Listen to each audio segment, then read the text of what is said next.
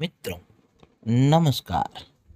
नूतन का जब जन्म हुआ तब नूतन शाम के 5 बजे से सुबह 5 बजे तक लगातार रोया करती थी।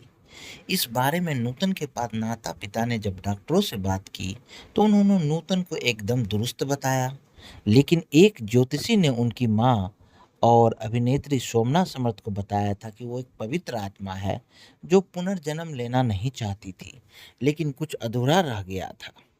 ये बात शोभना ने दिवंगत लेखिका ललिता ताम्हने को बताई थी, जिन्होंने नूतन पर किताब लिखी थी जिसका नाम है एसन मी नैसन मी, यानी मैं हूँ या नहीं। नूतन ने शायद वहीं से फिर शुरू किया जहां से वो छोड़ आई थी। यह एक सरल तरीके से उस सहजता को बताता है जिसके साथ नूतन जटिल चरित्र, क्रोध और पीड़ा का एक्ट किया करती थी, पछतावा करती थी।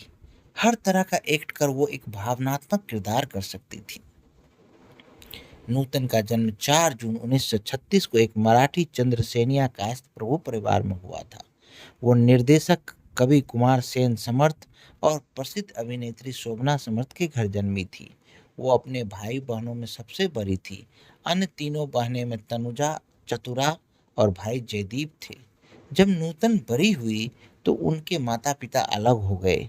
शोभना ने नूतन को फिल्म हमारी बेटी जो 1950 में लॉन्च की थी उसमें पहला अभिनय किया था। इसके बाद उन्होंने हम लोग, नगीना जैसी फिल्में भी की।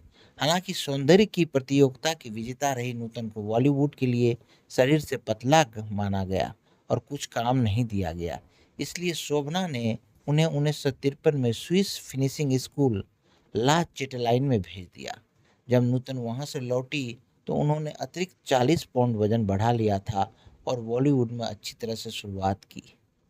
दिल्ली का ठग उन्होंने अभिनय चक्रवर्ती के फिल्म सीमा में बहुत शानदार भूमिका निभाई और अपनी जिंदगी का पहला सर्वश्रेष्ठ अभिनेत्री का फिल्म फेयर पुरस्कार जीता। फिर पेइंग गेस्ट और दिल्ली का ठग जैसी हल्की फुल्की कॉमेडी फिल्मों से भी वो चमक गई। इसके साथ ही उन्होंने अपने दुश्मनों के मुंह पर भी ताला लगा दिया। बीमल राय की फिल्म सुजाता में एक उच्च जाति के लड़के से प्रेम वाले किरदार ने उन्हें दूसरा फिल्म फेयर पुरस्कार दिलाने में भूमिका निभाई। इसके बाद नूतन ने 1959 में लेफ्टिनेंट कमांडर रजनीश बहल से शादी की और अपने कैरियर से कुछ दिनों के लिए विराम ले लिया। दोनों की जिंदगी में 1961 में बेटे मोहनोश बहल की एंट्री हुई। ये बिमल राय की फिल्म बंदनी थी जो उनके करियर की सबसे सर्वश्रेष्ठ फिल्म साबित हुई। जरासंध द्वारा बंगाली उपन्यास तामसी पर आधारित कल्याणी के रूप में वो इस फिल्म में नजर आई।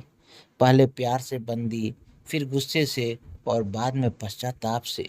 वो तभी आज़ाद होती जब वो अपनी अंतरात्मा में आत्मसमर्पण कर देती थी। उनके अतीत और भविष्य के बीच फटे नूतन की बारीकियों ने इन्हें फिल्म फेयर अवार्ड दिलाया। अन्य महत्वपूर्ण भूमिकाओं में जिसने नूतन को फिल्म फेयर दिलाया उसमें मिलन, जिसमें उनका डबल रोल था। इसके अलावा सरस्वती चंद्र और सौदागर, जिसमें वो अमिताभ बच्चन के साथ नजर आई। उनका करियर यहाँ नहीं रुका और राज खोसला की मैं तुलसी तेरे आंगन में, जहाँ उन्होंने अपने बेटे और सौतेले बेटे के बीच एक महिला की भूमिका निभाई, इस रोल ने उन्हें फिर से एक फिल्म फेयर पुरस्कार दिला दिया। इसके अलावा मेरी जंग ने उन्हें सर्वश्रेष्ठ सहायक अभिनेत्री का फिल्म पुरस्कार भी दिलाया। नूतन ने हमेशा अपने पति को अपने शानदार करियर के लिए श्रेय दिया, क्योंकि इस कारण ही वो शादी के बाद फिल्मों में भी नजर आती रही। इस पे उनके पति ने, रजनीश ने, एक साक्षात्कार में कहा कि यदि आप एक चित्रकार या लेखक भी होती तो भी मैं आपको अपना काम करने से नहीं रोकता। साथ ही रजनीश ने यह भी बताया कि नूतन के सिर्फ दो जुनून थे, फिल्में और परिवार।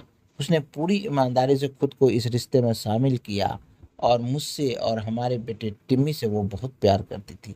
हालांकि एक इंटरव्यू में बेटे और अभिनेता मोहनीश ने भी इस बात को दोहराते हुए बताया कि एक माँ के रूप में उन्होंने मेरे लिए सब कुछ किया, उसमें आनंद भी लिया। वो जमीन से जुड़ी इंसान थी। नूतन को अपने गंभीर बीमारी कैंसर का पता सन 1990 में चला। जब उन्हें मालूम हुआ कि उन्हें कैंसर है, नूतन ने जिन फिल्मों को साइन किया था उनकी साइनिंग राशि लौटा दी और फिल्में जो बाकी थी उनके निर्माता से कहा कि जल्द ही बचे हुए को पूरा करें, मेरे पास ज़्यादा समय नहीं है। पति रजनीश ने बताया कि उन दिनों वो बेहद आध्यात्मिक हो गई थी।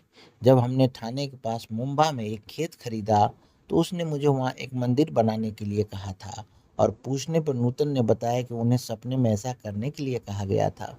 जून-जुलाई 1990 के आसपास कैंसर धीरे-धीरे लीवर में फैल गया और उनकी तबीयत और बिगड़ गई।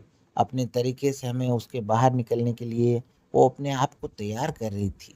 मोहनिश ने भी कहा कि माँ विशेष रूप से चाहती थी कि मैं उनसे स्वतंत्र हो जाऊं। मैं पूरी तरह से उन पर निर्भर था। उनके गुजर जाने के बाद हमारे परिवार ने उनकी फोटो को दीवार पर लटका दिया।